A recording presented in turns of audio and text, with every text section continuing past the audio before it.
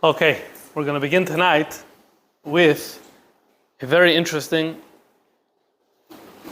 perhaps a sad story that occurred way back in the 1500s, in the time of the Rama. The Rama is Ramoshe Isserlish. He's the Mechaber, the co-author of the Shulchan Aruch.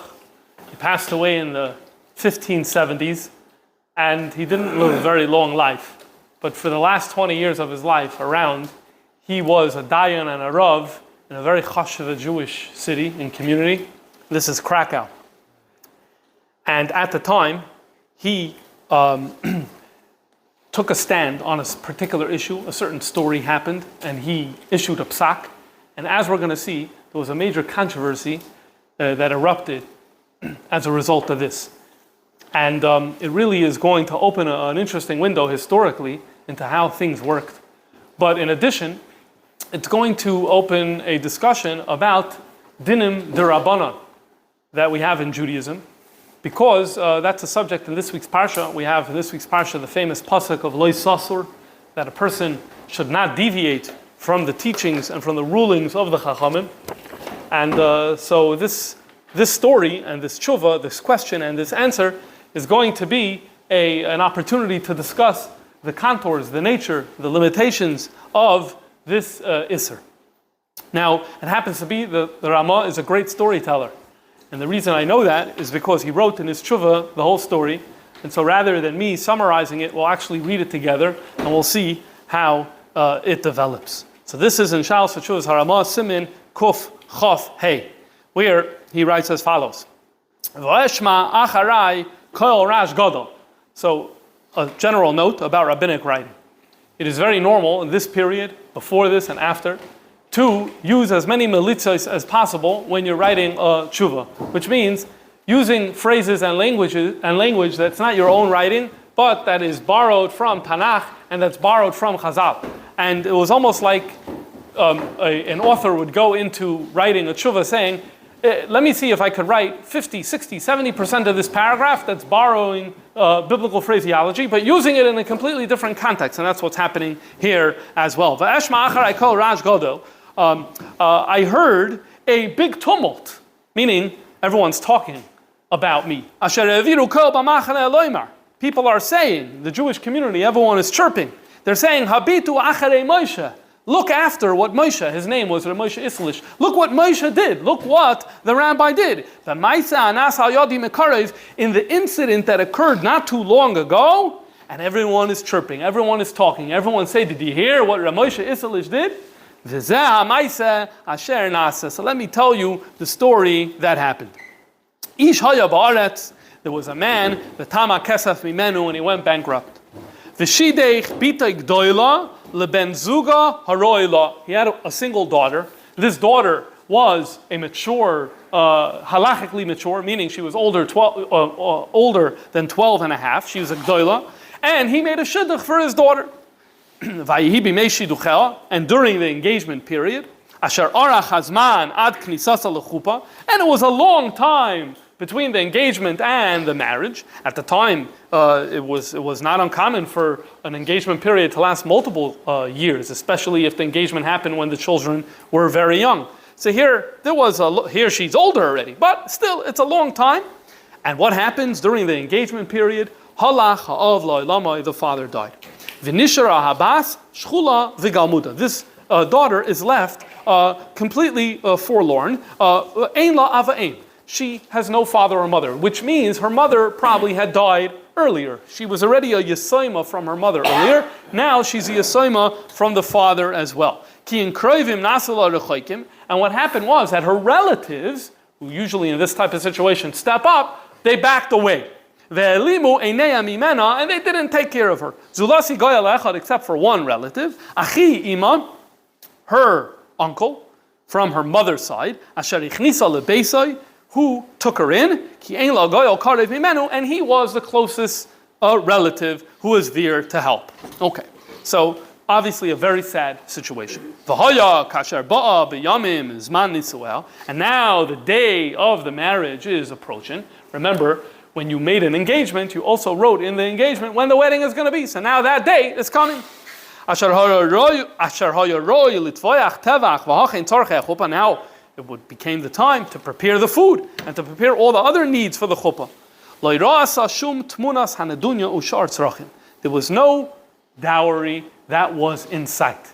At this time in history, and during the Middle Ages, dowry was a very, very big, a very important, significant part of marriage. Dowry is money that goes from the bride's family to the groom that says, if you take my daughter, then you'll get a certain amount, which very often was an amount that a younger man needed in order to get started, to start a business and to get started in life. So when there was an engagement, there's also a dowry. And a certain sum of money probably was negotiated when the engagement happened originally. Now there's no dowry because there's no father and there's no mother. And then there's other expenses that are associated with a wedding. So they don't have this.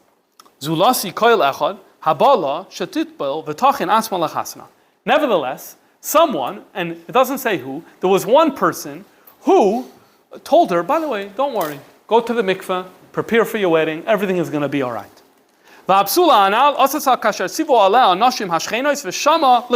She listened to her neighbors. It's interesting, the neighbors. Where's the uncle who has custody over her? No mention. She's listening to the shchenos, the neighbors, and it seems like it was one of these neighbors who said, don't worry, there's going to be the dowry is going to materialize, you get ready for your chasana, go to the mikveh. And then came Friday. And what's Friday? Friday, for much of the Middle Ages, not everywhere, but most of the communities in Europe, Friday was the wedding day. It's a fascinating discussion as to why this happened and how it developed and why it stopped, but we're going to leave that aside. The reality is that the weddings all are on Friday. So comes Friday morning. She had already gone to mikveh. Today is supposed to be a wedding. So what do? They covered her with the heinuma. Heinuma is the veil. Rashi Maseches Ksuvah says that heinuma sounds like the word tenuma, which means sleeping, and that's because once the bride is veiled, she could fall asleep, right? Because she anyway has nothing to see if it's an opaque veil, and so it's called a heinuma. So they covered her with the heinuma on Friday, kedera chapsulos, as it's done for everybody else. Today we have a badekanish. Now badekanish is part of the wedding. It's not done earlier in the day. It's part of the wedding, number one. Number two, the chassan always does the badekanish. It's one of the things the chassan does. So the truth is that the minig wasn't always this way. There's a Bach that says that in his day, and the Bach is mamish, the next generation, Rabbi Yoel Sirkish, who wrote the commentary on the Tur, he's the next generation after the Rama, not in the same general area. I believe he's from Cracow as well. And he writes that the Seder is that on Thursday or Friday, they go and they cover the bride. Sometimes it happened Thursday, which means, and then it wasn't, they would cover her on Thursday. Huh? Yeah, the Shimamish fell asleep behind the veil, exactly. And if it wasn't on Thursday, it was done Friday morning. Number one, and also he's very clear that this was lav dafka done by the chassan. He says that in Russia, further east, the minig is that the chassan does it. But really, he says that it wasn't done by the chassan. Why? Because the main point of the badekin, at least in these communities, was the sign that the father is giving his daughter over. So what's negeh the chassan? The negeh is that the father should be there, the rav should be there, they cover her face. Now it's a symbol that she's off limits to everybody else. So what do you need the chassan there? The reason the minig developed the way it's mashma from the Bach, to have the chassan there, is because that maybe there's a different inyan in the badekinish. Not Mesiras Ha'av, but rather something else, and that is chuppah. In other words, we know that a Jewish marriage is affected by chuppah, and there's the Bach says there's three possibilities of what a chuppah is. Chuppah may be in the yichud room, chuppah may mean standing under a talis, and chuppah may mean that the chassan covers the kala's face. All of them are about physical proximity of the chassan and the kala. Yichud, obviously physical proximity. Standing under a talis is obviously physical proximity. So if you're doing the badekanish for that you think that this may be one of the steps in chuppah, then you need to have the man that's there who's doing it because you need to have that physical proximity. But if it's only Mesiras Ha'av, a symbol that the father is giving this daughter over, and and so therefore she's off limits. So you don't need the chassan there. It's enough if the chassan's father does it, and he's writing that in Poland. That's the way it was done. So that's what happened here. Friday morning they woke up. They said, okay, there's no father here. Fine. So they put on a veil. They did this symbolic thing. They put on the veil, and so to speak, now the wedding is starting. So it is happening. The hours of Friday are ticking by, and it's getting later. And it's almost Shabbos. And by now, the relatives should have stepped up and brought the dowry for this chassan. The seder usually was that when you made an engagement, no one went to the wedding until the dowry was deposited by a third party. Usually in the Shtar Tanoim, it would say that the dowry is going to be deposited by so-and-so, and then at the wedding, he's going to come with the dowry. So here, because this girl was a Yesoima, so there is no dowry, the relatives really should have got together and said, okay, we're cousins, we're aunts, we're uncles, let's figure something out, let's put together some money for this wedding. They didn't do it. Kamsu Yedeya. Kamsu. That's a strong lashon where they really should have stepped up, but they didn't. They gave less than they could have given, the Rama says. And a third is missing. So 2/3 they gave, and a third of this dowry is missing. And now comes the critical moment of the story. Why? Because, as it says in the next paragraph, Gam hachasen nasoig acher. The chassan retreated. The chassan said, if there's no dowry, I'm not going to the chasana, I'm not going to the wedding. I am not marrying her whatsoever.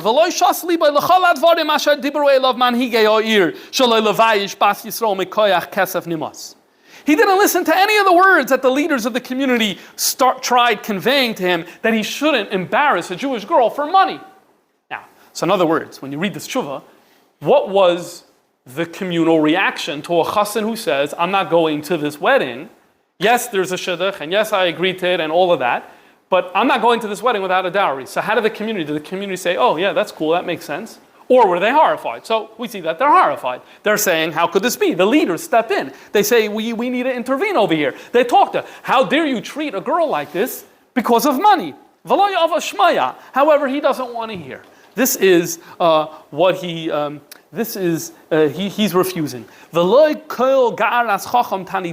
Even the rabbi, the Rama may be referring to himself, even the Rav, speaking to him, yelling at him, reprimanding him, didn't help. And the Maisa Satan was successful until that time came. Earlier in the tshuva, I took it out, earlier in the tshuva he said that an hour and a half after darkness, after Shabbos started, finally a settlement was reached. Everyone said, okay, we're good to go. The Rama actually has a student who wrote a sefer called Chidushei Anshe Shem. That's Hagoyis to the Mordechai, that's in the back of the Gemara. And he was present at this story, and he says that he saw the whole thing. And he writes his own independent account, not related to the Rama's account. And he writes over there that it wasn't an hour and a half after darkness, it was 2 hours after darkness. So, Stam, Derech Tzachos, one is following the regular Zman, and the other one's following Rabbeinu Tam's Zman. And so that's why they have okay. He also goes further to say that the Rama didn't let them daven in shul. If you've been to Cracow, there's a Rama shul. The Rama doesn't write this, but he in the Chedushei Anshe Shem, where is it? In Maseches Beitza. Maseches Beitza, Beya.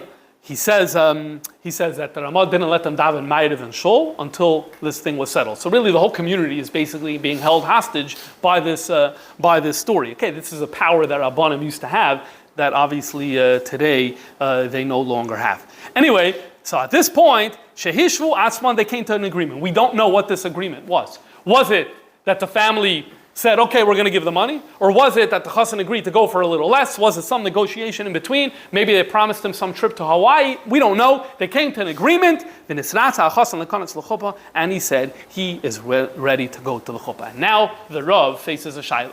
What's the shaila? Do you make a wedding on Shabbos or not? And this is what... When he says he's sliach Maisa Satan, what he means is that it's just, this is a It's a melitza that it just wasn't going. We were getting the obstacles. We had obstacles until we came to this time, and then he agrees to go to the wedding. So now the Rav needs to make the decision: do you make this wedding on Shabbos or not? Okay, so we'll talk more about what is the prohibition about this. We'll get there in a second. But first, just a moment of reflection. You know, what's the girl's feeling this whole time? Her voice isn't present in this tshuva. But it seems that she wanted to get married. The whole tshuva, as you're going to see, is that this is what's good for her. And if she's not going to get married, there's going to be a lot of shame for her. And the Rama is saying this again and again. He's going to say more. In other words, the girl wants to get married. The girl knows that he is saying no, and she still wants to go ahead and get married. So a modern reader who reads this tshuva today would say, if I was that woman, I'd run away from this guy. I'm going to marry a guy who doesn't want to marry me because the dowry is not here, right? So it's an important thing to think about. And also, you know, obviously, I said before, the community made a macha against this young man's behavior. But at the end of the day, it happened.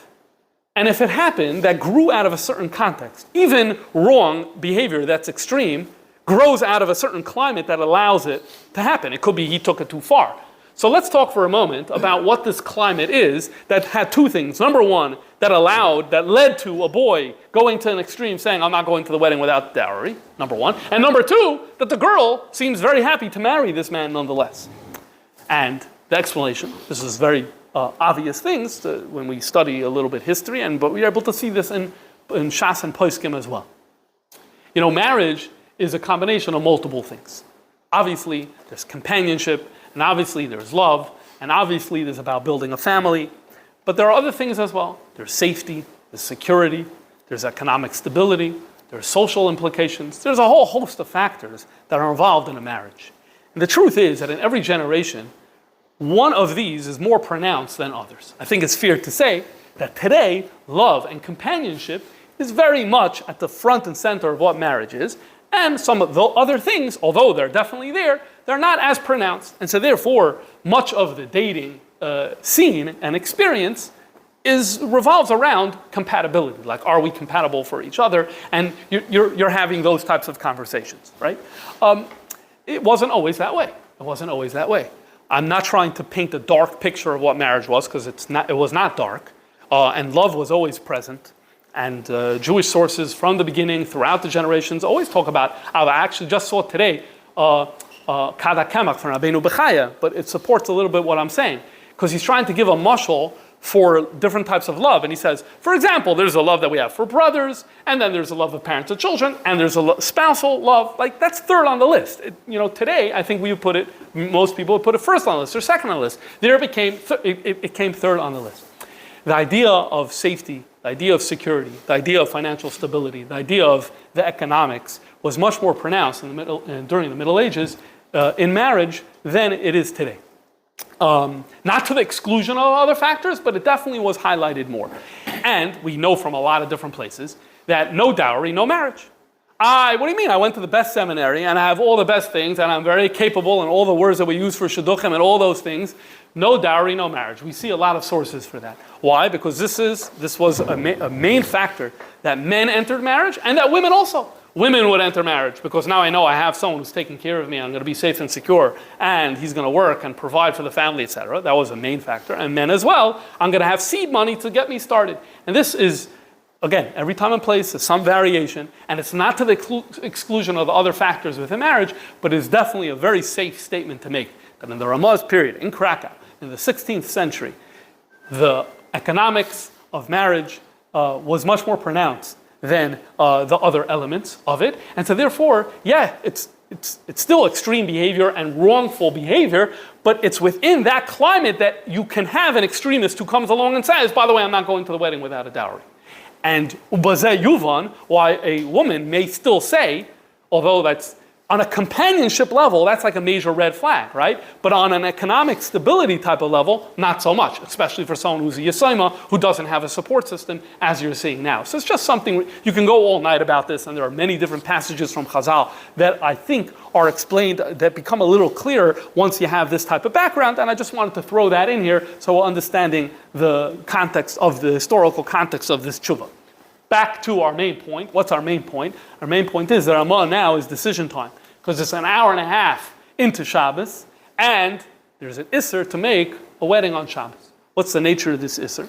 It's not an Isser min HaTorah, right? There's no Isser min HaTorah to make a chasana on Shabbos. It doesn't say anywhere in the Torah this is not allowed, but it comes from Isser D'Rabbanan. This week's parsha is Parsha Shoftim. In Parsha Shoftim, we have the root source of the pasuk that tells us about listening to the Chacham. It says that when you have questions, ki yipalim mimcha davar la mishpat, so you should come ala koyanim halavim v'ala shofet ashayir bayom mehem, come to the Sanhedrin, and you need to listen to what they say. Al pi ha'torah ashayerucha v'ala mishpat ashayim l'chatasa.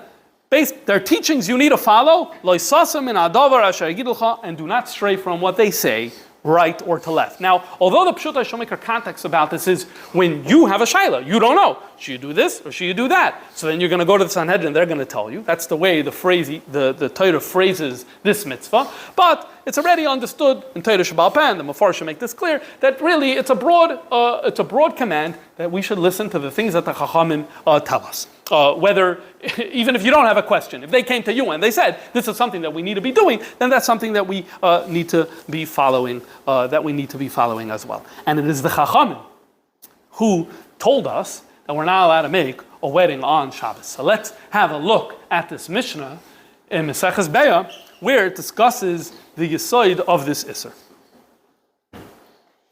The Mishnah Maseches Beah Perek Mishnah Beis says as follows. Kol shechayavin olav. Let me give an introduction before we read this text of the Mishnah. This Mishnah is going to say that on Shabbos, the Chachamim told us a host of things that we're not allowed to do.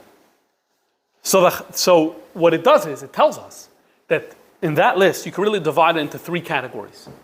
When the Chachamim said don't do certain activities, you could divide it into three categories. Category one, he calls Shvus. What Shvus mean? Shvus, the names are going to be a little funny here, and we're not going to spend too much time on that. Shvus means regular mundane activities that have no merit to them, no mitzvah to them, no virtue to them. They're just regular things. As we're going to see, he's going to give an example, climbing a tree. That's called Shvus. Chachamim said you're not allowed to do it. There's a whole thing of activities, there's a whole list of activities you're not allowed to do on Shabbos that are under the category of Shvus. Then, we'll go to the third category. We'll jump number 2 for a second. The third category is mitzvah. What's mitzvah?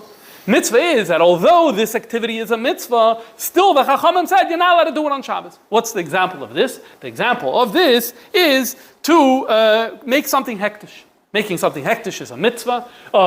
Separating truma and meiser is a mitzvah. You're not allowed to do this, even though it's a mitzvah activity. The Chachamim said we don't want you to do it on Shabbos. Why? They had a reason. For each one of these things, they had a reason why they didn't want you to do it. So that's a different category. When they told you when they told you not to do, that's a shofar is more of a chiyuv thing. So that you have to do it today. That's even a bigger chiddush. That's not part of this discussion here.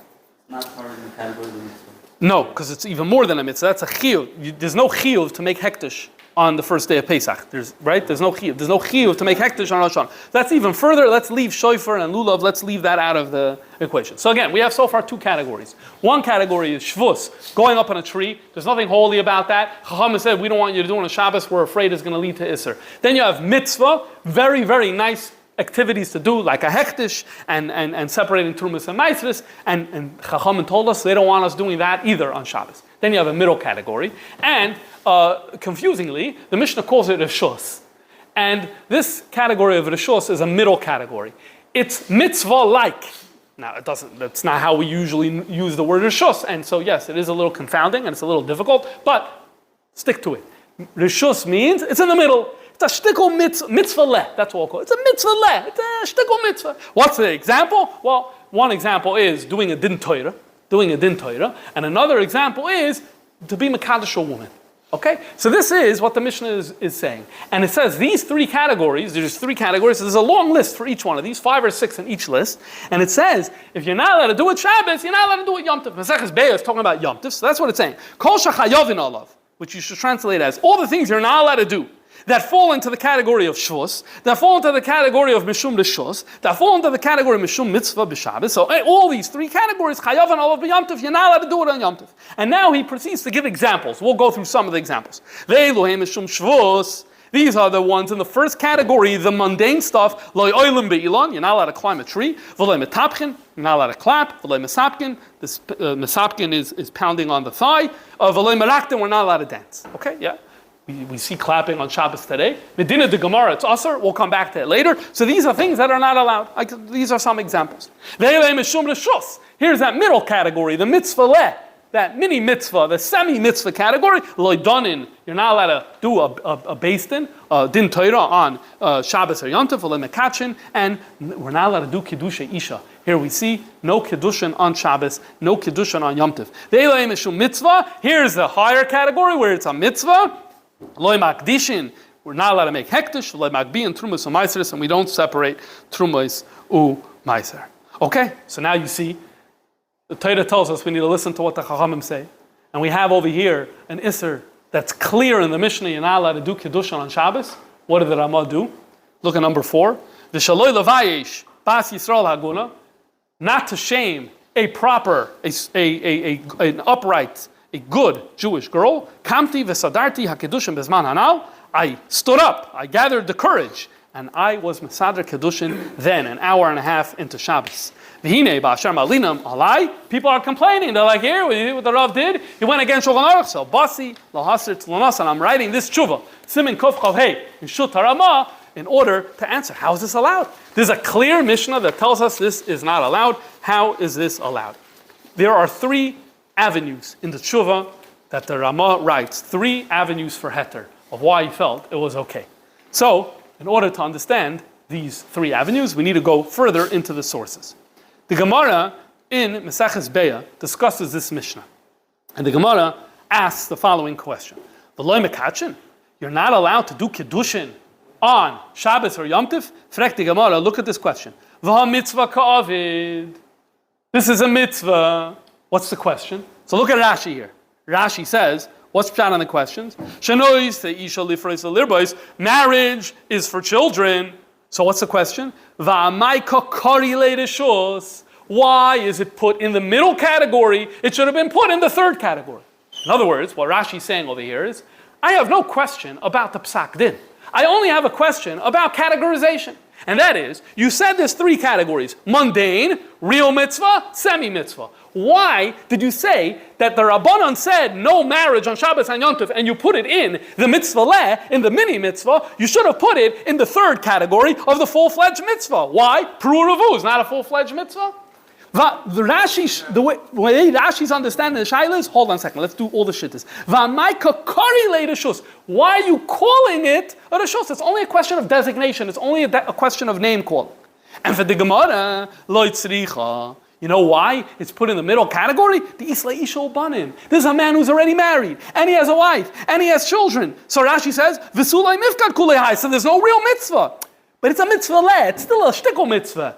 It's interesting, Is there a mitzvah if a man's already married to marry another woman? That Rashi seems to be saying, yeah, it's a shtickle mitzvah, mia ksas mitzvah ika. Why could Rashi brings his sources that say that even if a person had children and they did their mitzvah and they had their number, you should have more. So it's not third category mitzvah, it's a second category mitzvah. So that was the question and the answer that the Gemara has. Now Tosfos looks at this, and Tosfos says, mashma, what is the bottom line? Nafkamina ledina, afilu ein lo isha obanim. Even if a man is getting married for the first time, mekom aser, it's still aser on Shabbos and Yom Tov. The Gemara never questioned the din. We always know kiddushin on Shabbos and Yom Tov is off the table. The whole discussion in the Gemara was, when it's off the table, is it off the table because of the second category or the third? And so we said the reason it's in the second category is because we're talking about a crazy case. Not a crazy case, we're talking about a unique case where the person was already married, has children, and so therefore it's usher on the second category. But if a man would come and we'd say, are you married yet? And he'd say, no, I'm not married. She says, can I do it on Shabbos? We'd say, no. Why? Because of the third category. because that's the way Rashi is learning this over here. However, Rashi is not the final word on this Gemara. Rabbeinu Tam comes along and he reads the question and the answer differently. The Rabbeinu Tam Pirish, that this is how you read the question. Daha mitzvah ka'avid, va'amai gozru. Rabbeinu Tam says, the Gemara's question here is, how dare you? How dare you forbid a mitzvah of Kiddushin on Shabbos? I know that some mitzvah, category 3, I know that some exist. You're not allowed to do a din Torah. Okay, fine, I understand some things like that exist. Not din Torah. You're not allowed to do hektish and trumas and ma'ases. I understand. But that's like a huge chiddush. We usually don't knock off mitzvahs on a Shabbos and a Yom Tov. So this is such a mitzvah, so how dare you forbid it? It's a very different way of reading the question. Umeshani, what's the Gemara's answer? Lo yitzricha di'isla yishu banim. You know why it's forbidden? It's forbidden because the man's already married. Avo im ein lo yishu banim. If the man has not been married yet, muta lekadish, then it's muta to make kiddushin, the mitzvah ka'avid, because it is a mitzvah. Wow. So you have two very different ways of reading it. One way, the bottom line is, we end up with a machlokes rishonim. If a man who's marrying for the first time, is there a rabbinic isser? And although we read in the Mishnah, it says, no kiddushin, and there were no exceptions in the Mishnah. It just said it. But we had a Gemara, and we had a conversation in the Gemara, and that conversation in the Gemara led Rabbeinu Tam to say that the Mishnah was only talking about a second marriage. That's not what you're not allowed to do on Shabbos. First marriage, no problem. Rashi does not learn that way. Rashi learns all marriages are off the table on Shabbos. The entire conversation in the Gemara was just a question of classification. When it's usher, is it usher under the second category? Is it usher under the third category? And that's a very significant difference between the two. Now the Rama says, Rabbeinu Tam makes a lot of sense. Rashi, he says, I don't understand Rashi. Because according to Rashi, the Gemara did something very funny. It shows it's usher in both cases, right? It's usher with the person was married before or not. So then why did it choose to express the isser under category 2? Tell me a bigger chiddush. According to Rashi, say a bigger chiddush. That even if the man wasn't married yet, it's still usher. So Rama says, I really have a hard time with Rashi. According to Rabbeinu Tam, it makes perfect sense. Because only if it's a category 2, then it's taka usher. If it's a category 3, if it's a real mitzvah, it's mutter. So that's why the Mishnah had to forbid it under category 2. But according to Rashi, that it's usher either way, Rama doesn't understand. Why does the Mishnah forbid it under category 2? It could have said a bigger chiddush under category 3. Ad kedei kach, because of this question, Rama says, I'm not so sure. Although Tosfos says, Rashi holds, it's always usher, even first marriage, Rama says, I'm not so sure. Maybe even because of the power of this question, says maybe you shouldn't be so medayik in the words, and maybe Rashi agrees to Tosfos. But then he realizes that no one reads Rashi that way. Everyone reads Rashi as saying that it's always forbidden to do a kiddushin on Shabbos. Look what he says. Amnam me'acher sharishonim zal dainu Tosfos va'Mordechai kasu b'shem Rashi lesser b'chol inyan. The Tosfos and Mordechai say Rashi always forbids it. And they don't care about the questions that I asked on Rashi. So I'm forced to believe that Rashi always forbids it. And then look what he does here. Look at this lineup that agrees it's always usher. The Harif, the Rambam, the Rosh, the Tur, because all of them, when they issue this ruling, what do they say? Ein mekadshin, and they have no qualifications, there's no nuance, they leave it as a blanket rule. So that means you have this major league lineup of Poiskei Halacha, the Rif, the Rosh, the Rambam, the three sources that form the basis of the Shulchan Aruch, along with Rashi saying, no exceptions. We're never allowed to make a Kedushin on Shabbos because of the Gzeira D'Rabbanan that we're not allowed. Okay, fine. Says Rama weiter, nonetheless, I'd be happy if all these types of things people say in my name, meaning I'm very, very proud of my psak din, and I'm going to be mater it. Why? Because it was extenuating circumstances. This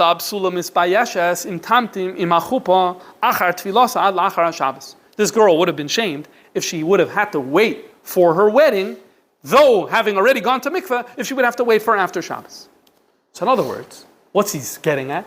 he's getting at, and this happens in Psak Halach all the time, that although a consensus seemed to have emerged around the view that there's no exceptions, there was one thing to hang the hat on, Rabbeinu Tam, who learned that there was an exception. First marriage is an exception. And because of the Shas HaTchak, sometimes this is how Psak works. Although normally we don't follow this, we can't rely on this Rabbeinu Tam normally, but if it's extenuating circumstances, the shame of this girl, we can rely on the Rabbeinu Tam. He goes further, one second, he goes further. Gam, ki eine miderech hamekoimois, leilech behinuma ad achar HaShabbos, v'lases hanesuim b'yom rishon, kederech ha'ezrachim she'oisin nesuim b'yom chag. This is a very interesting line. I've thought about this line a lot to try to understand exactly what he's saying over here. The second part I understand.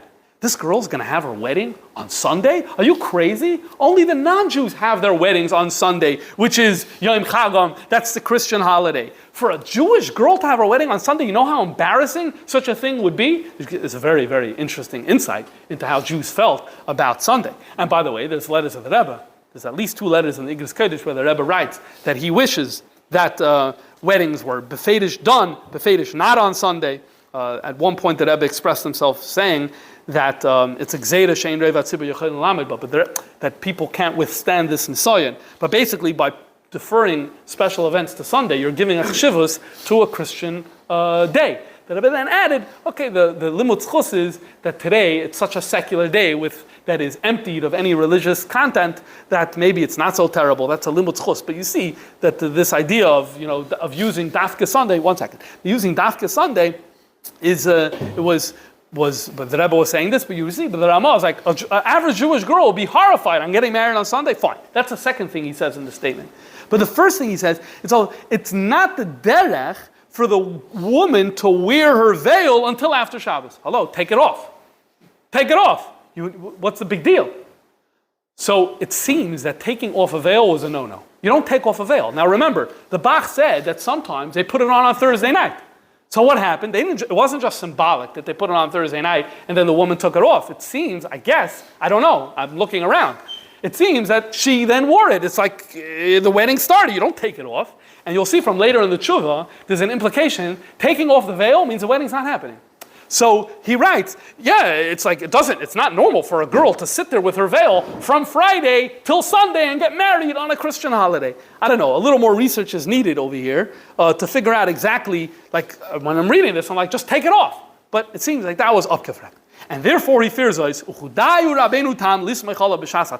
we are allowed to rely on this single view, the outlier view of Rabbeinu Tam in this case of extenuating circumstance.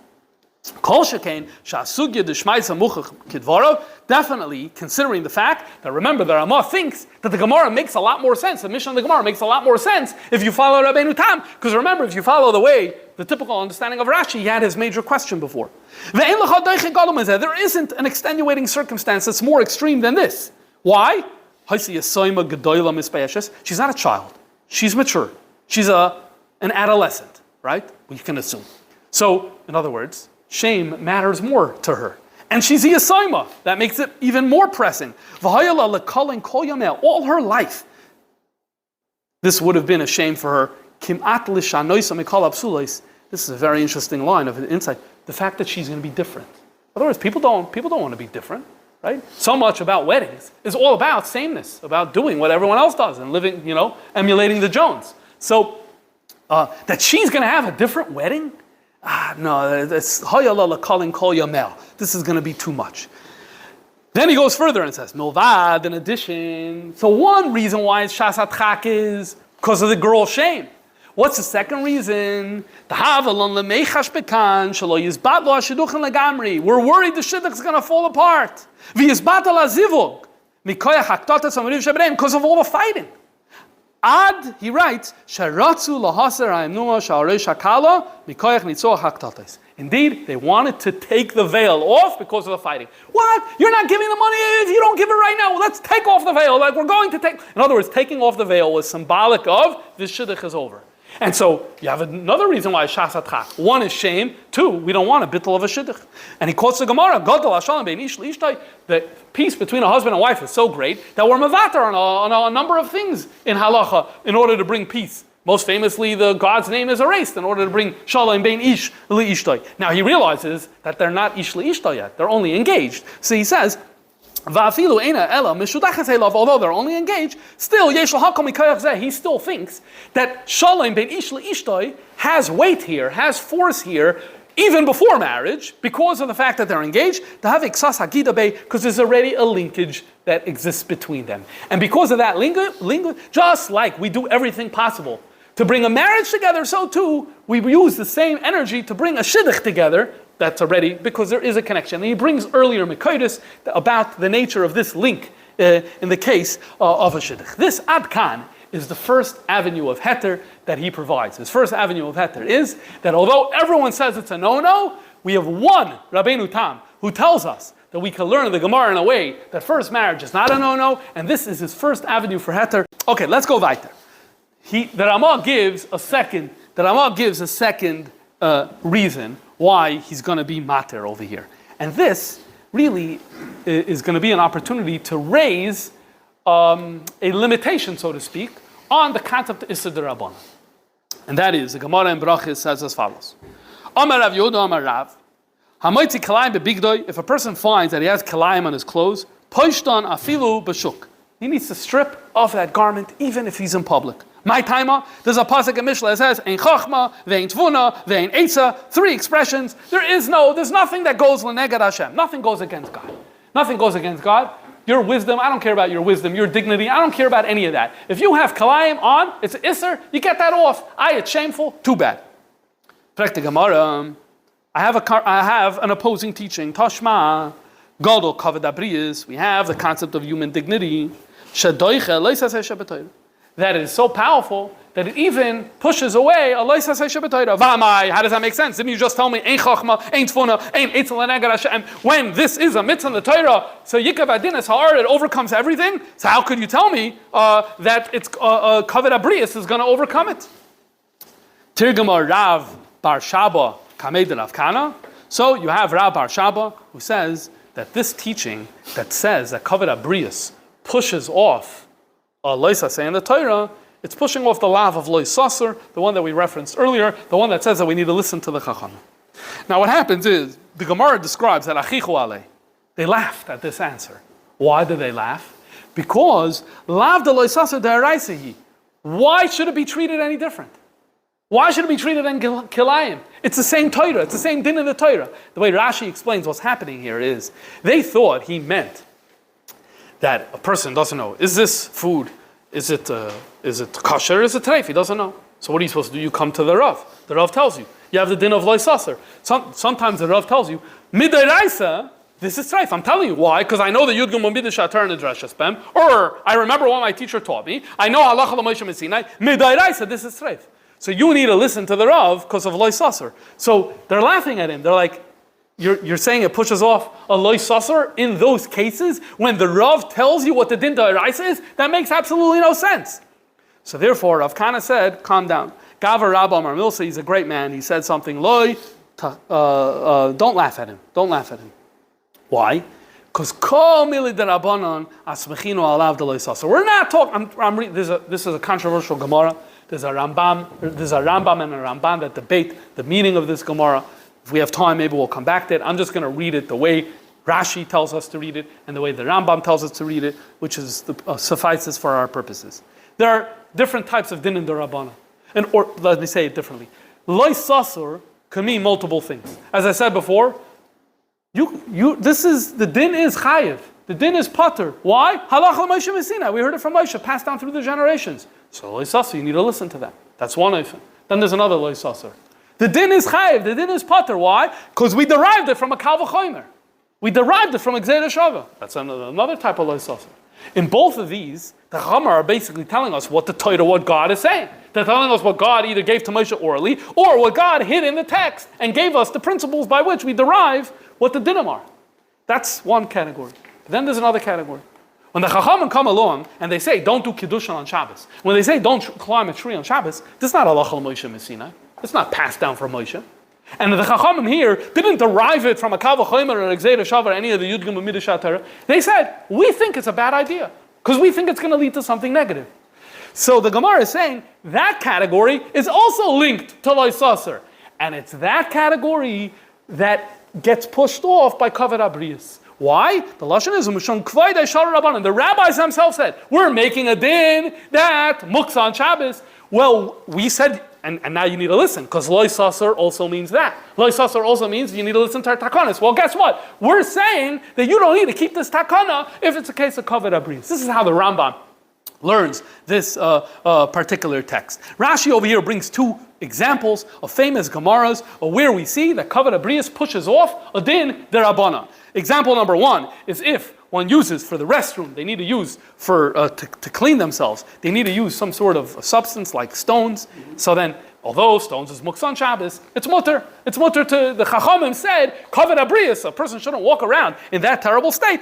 You have the ability, we're waiving the Isser of Muksa. Another example, if someone is in the Carmelis and his tzitzis his tzitzis tore, so now he can't carry, right? You're not allowed to carry on Shabbos.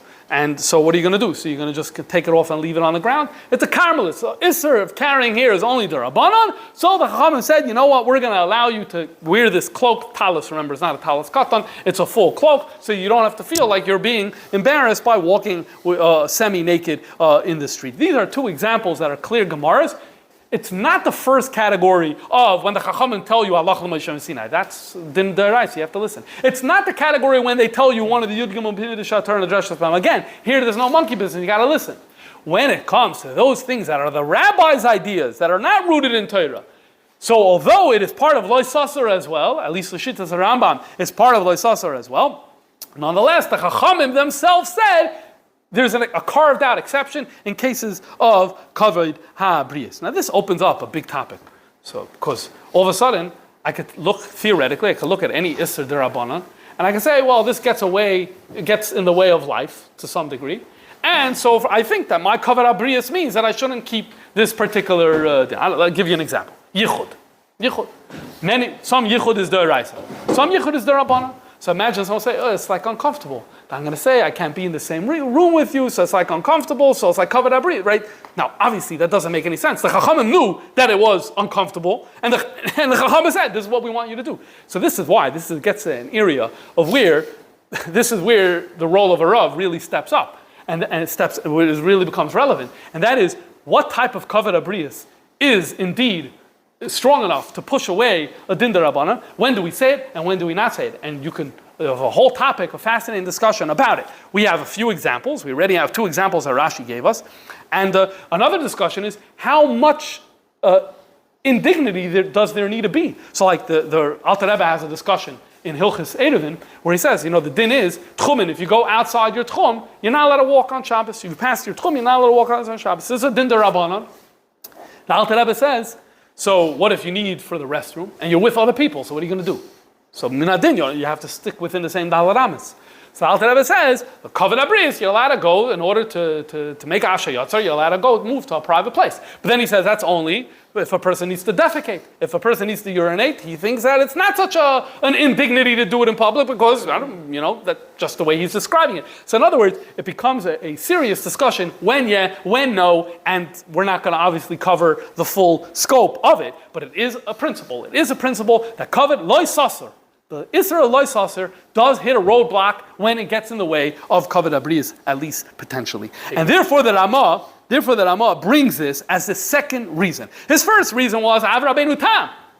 Now he's giving a reason, even if you don't have Rabbeinu Tam. Imagine you only had the other way. Imagine there was no heter whatsoever. Imagine everyone said you're not allowed to do it. Still he's saying, Kavod HaBrius is going to push off Isser D'Rabbanan.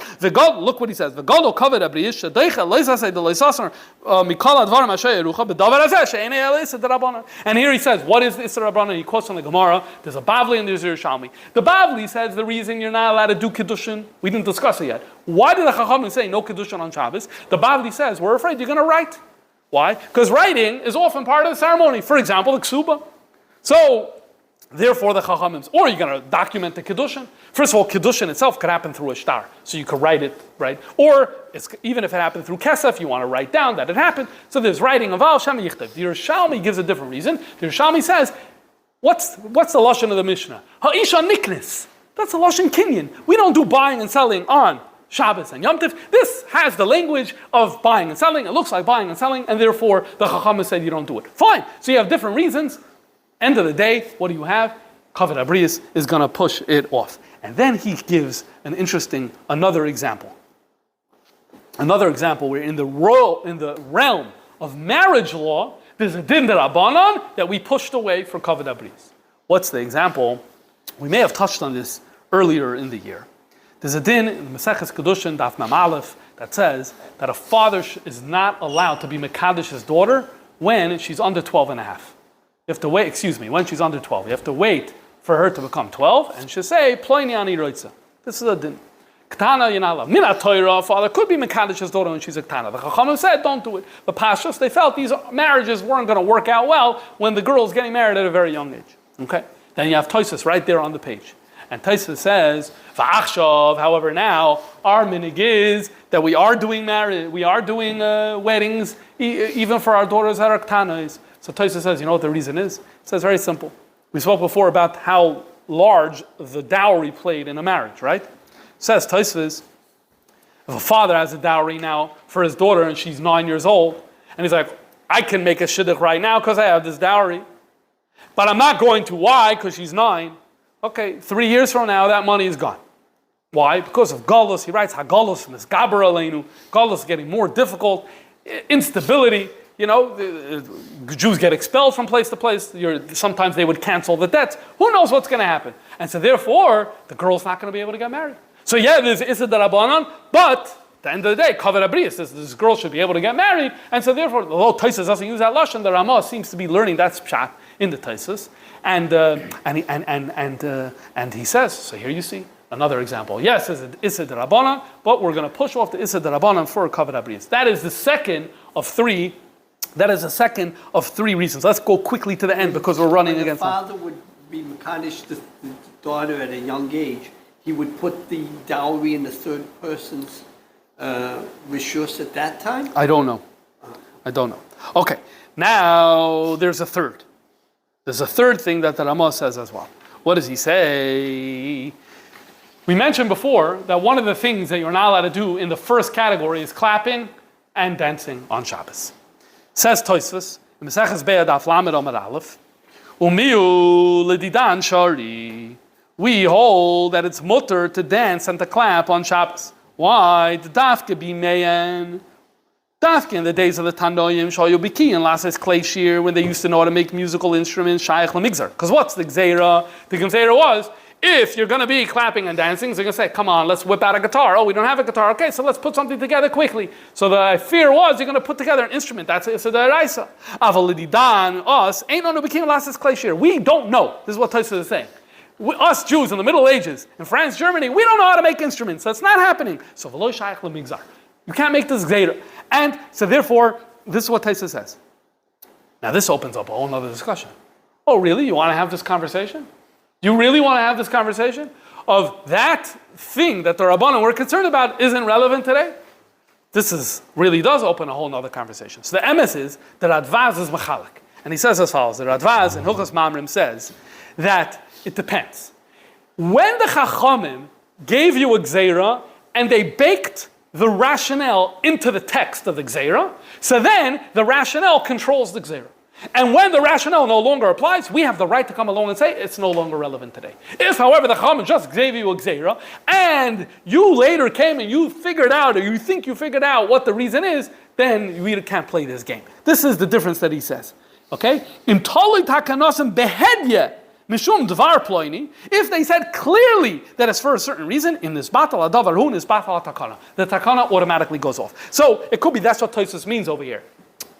Tosfos maybe means that this gzeira, don't clap and dance, was a gzeira where into the text of the gzeira was written the reason, and so therefore now where it's just not shaykh in Tosfos' day for a Jew to be making instruments, so therefore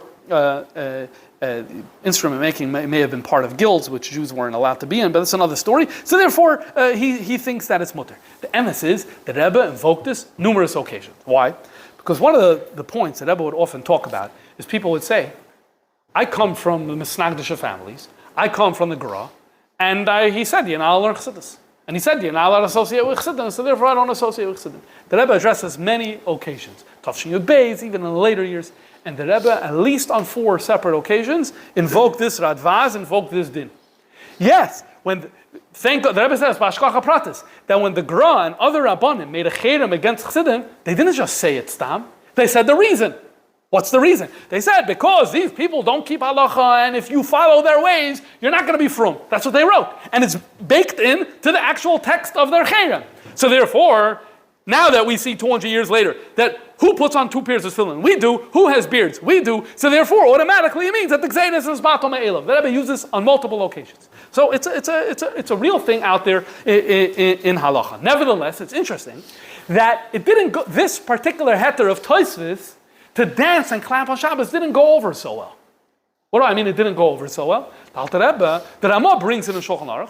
The Rama says, Yesh Omrim, that it doesn't apply anymore because we don't make instruments. The Alter Rebbe in the Shulchan Aruch, when he quotes it, says, V'yesh limdu aleim schus, or lamdu aleim schus. In other words, Alter Rebbe seems to be saying in the Shulchan Aruch, it's not a real heter. It's not a real heter, which is why some people, if they're straight followers of Alter Rebbe Shulchan Aruch, wouldn't clap on Shabbos. There were such people, they wouldn't clap on Shabbos because Alter Rebbe seems to be mentioning it as Yesh lamdu aleim schus, but it's not a real thing. Why? Tosfos has a good argument. So I think it's one of a few things. One, it could be that we don't always accept this principle. Maybe we don't always accept this principle. Maybe we don't accept the principle that if they said the reason, it comes off. Number one, Lav Dafka, it's universally accepted. Number one. Number two, maybe it's shaykh today.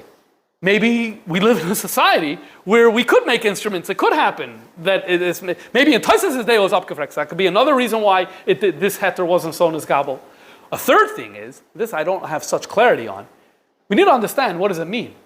Because the Mishnah doesn't give a reason. The Mishnah just says, you're not allowed to clap on Shabbos. The Gemara came along and gave a reason. So now, I'm a supik. How am I supposed to understand this? Should I understand this as, in the text of the Gzeira, you have the reason, because the Gemara gave it. Do I look at the Talmud, Mishnah and Talmud as one thing, and then I say I have a Gzeira together with the reason? Or do I look at the Mishnah as an independent work, and then I say there is no reason there? The Mishnah sometimes brings reasons, but usually is written b'derech kitzer. So I'm not sure. For any of those reasons, it's possible this heter wasn't so niskabel, at least not by the Alter Rebbe and many of the other poskim. The reason in Lubavitch and by Chassidim, there's dancing and clapping and singing on Shabbos is a different heter. That's a tzorich mitzvah heter that everyone agrees. If it's a tzorich mitzvah, it's mutter. Simchas Torah, everyone agrees it's mutter. On Shabbos, for a marriage, everyone agrees it's mutter because it's a mitzvah. And Chassidim, the chiddush of Chassidim is that a regular Shabbos, we could turn it into a mitzvah experience. We could turn it into Avodas Hashem experience as well. That's the heter, the avenue that picked up. I'll call upon him. How is all this negea to us? The Rama quotes all of this in his tshuva as well. We don't have the time to read it. I'm just going to summarize for you what the Rama says is that just like this applies for musical instruments, remember, in Shulchan Aruch he brings this heter. So too it applies to the Gzeira of not doing marriage on Shabbos. Why? The Yerushalmi, he says, I'm not so concerned about the Yerushalmi. Why? Machloikes of Bavli and Yerushalmi, the halacha is like the Bavli. So let's put the Yerushalmi aside. The Yerushalmi is worried like it looks like buying and selling. Let's disregard that. The Bavli says, we're afraid maybe you're going to come and write. Says the Rama, Mele in those times where it seems like the minig was, I don't know where exactly the Rama is getting this, but this is the Rama is saying. In those times it was normal, you wrote your own ksuba. You wrote your own documentation. So here you're worried that Chaim Yankel getting married on a Shabbos is going to write his ksuba chas v'shalom, he's going to write a shtar tanaim, people are going to write things down. However, he says today, that's not to say that today, no, he says, he mentions many Jews are illiterate, and because they're illiterate, they can't write. And because they can't write, no one writes. And no one writes their ksuba. Instead, we have the chazan of the community, which does not mean the singer, it means the officer, or the president of the community, or whoever it is, the shamish of the community, the person who had this task, he writes these documents. And he writes it long before Shabbos. Friday morning he writes it. In the morning he's already writing all the ksuba. And sometimes he writes it even days in advance. And so because of that, and it's a person, it's one person, it's a controlled environment, we don't really have a chash anymore. Just like there's no chash we're going to make klei shir, so too there's no chash that we're going to end up writing on Shabbos. And so therefore he says the whole reason, the rationale of the Gzeira is no longer relevant. And remember, Tosfos says it about the clapping and dancing. It's part of the Gzeira. Tosfos was willing to say that it's part of the text of the Gzeira. So this is also, it's the same sugya.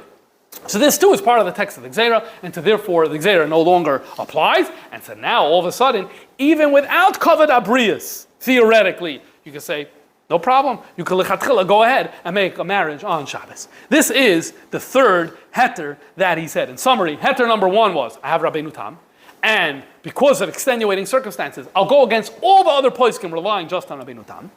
Heter number 2 was Kavod Abrius, pushes off the din midarabanan. Heter number 3 was that the rationale no longer applies, and because it was part of the original Gzeira, like the Radvaz told us, so therefore it has force, which means that no longer relevant, means that we don't have to keep this din anymore. Now he concludes and says as follows. Let's read the last paragraph. I don't want to go on any longer. Let's see what happens in all our communities over here. Especially here in Cracow. We have a lot of Jews that live here. I read in one of the editions of the Tshuvas from Professor Usher Ziv. My father was a student of Professor Usher Ziv. So he put out an edition of the Tshuvas of the Rama. He writes there in a footnote that according to census data that they have from this period, there's 1,500 Jewish families in Cracow. Okay, the Rama calls this a big community, unless they were hiding their numbers because of tax evasion. But let's assume that wasn't happening. So he said, this is a big community. No, the communities, Jewish communities today are much bigger than they used to be. Look what he says here. We're making 5 or 6 weddings in one day. Why are there 5 or 6 weddings happening in one day in such a small community? Think of it, very simple. It's only Friday, and only 2 Fridays a month. Because you're only getting married on the first half of the month. No one got married after Tesvav. That was considered very bad luck. So you only have 2 days in an entire month where you get married. Now knock out all the times, the periods where you're getting married in Tishrei, not getting married in Nisan, not getting married in Av. All of a sudden you realize there's like 10 weeks left that you can get. There's 10 days on the calendar that you're getting married. So not so surprising, even in a small Jewish community, relatively speaking, you're going to have 5, 6 chuppahs in one day. They go into night. Here we have a historical witness, the Rama, telling us that these Friday weddings, very often, the siren already sounded, Shabbos already came, and the Siddur Kedushin didn't happen yet. And no one says anything. So now, that's only 5 minutes after Shkia, and I did it an hour and a half? What's the difference? 20 minutes after Shkia, or an hour and a half after Shkia? Doesn't matter. What's the reality? Everyone is relying on my heteirim anyway. That's what's happening. Everyone's relying on my heteirim. This is what he says. And then he goes to say, Vadai, you should be machmir, that it should be before Shabbos. But if it already happened, and it's already night, and you're afraid the shidduch is going to dissolve, and you're afraid of the biyush of the kala, then you lose nothing by being mekel, and then you'll have your Einik Shabbos after. And then he says, interesting lashon, and the mitzvah of marriage is strong enough l'chaper alav in kavanasa l'shem shamayim neum Moshe. And he says his name, his father's name, Moshe Isalish Cracow. So along the way from this tshuva, besides for being a fascinating window and a fascinating story, and you see. This is what a rav is. This is what psak is. Shoiftim v'shoitim titl chol b'chol sharecha. This is what a shoif. This is a rav dealing with these very difficult issues. And you see how you don't want one heter. You want 3. Right? When you're giving a heter, you want to stand on solid footing. So you have the first heter and the second and the third, and that makes you feel more confident for what you're doing. And we learn a deeper understanding about the loy sasur. The loy sasur that we have in this week's parsha. We learn about 2 limitations. One limitation that we learned about here is in the case of Kavod Abrius, how it could be pushed off. At least in some cases it could be pushed off. And secondly, what we're seeing over here, a second limitation, B'negei this din, is this whole discussion of what if the rationale no longer applies? And we saw the chiluk, and we saw both of those being enforced in this unique story that happened sometime in the 1550s. The Chayra was earlier in the Rama's career. The theory is that if it was later in the Rama's career, no one would have said anything. By then he was a superstar, no one. But it was probably when he was younger, he was first getting started, and so that's why there was the kol, what is it? The people who were barking about what he did. This is an amazing window into the life and times of Ramosha Isilish.